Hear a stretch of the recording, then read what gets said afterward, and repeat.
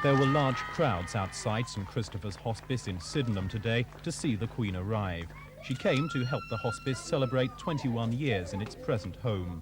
The Queen met staff and the patients who benefit from their work.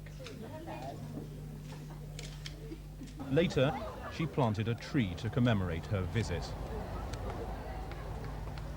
Afterwards, she turned to the crowds who turned out in their hundreds to meet her.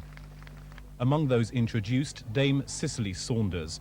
As a young doctor, she conceived the idea of a place specifically to ease the pain of dying using the latest medical knowledge. She formed a charity and eventually, in 1967, moved here to Sydenham. From small beginnings, they now have a staff of 230 and 62 beds. But it's also become the home of the modern hospice movement. 38 countries now have hospices based on St Christopher's.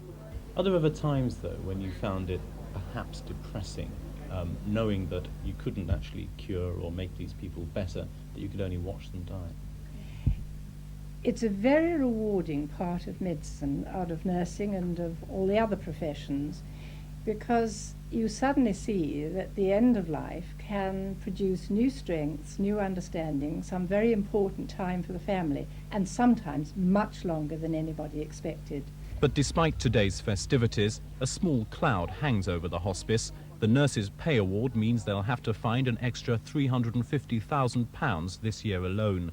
Despite the good work they do, only part of their money comes from the NHS. Paul Green in Sydenham for Thames News.